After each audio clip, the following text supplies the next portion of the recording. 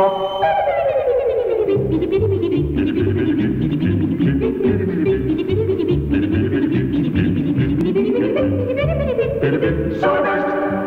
all there is to making Sodaburst.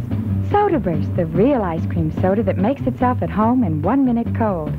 Here's where you keep it, and here's how you make it. Just pop Sodaburst in a big glass. Add plain tap water. That's all. Then let her bubble.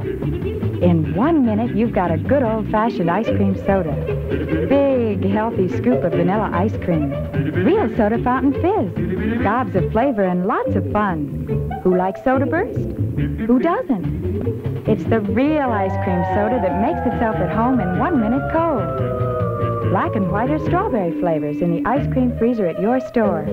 Sodaburst. You know it's good. The little bird's eye tells you.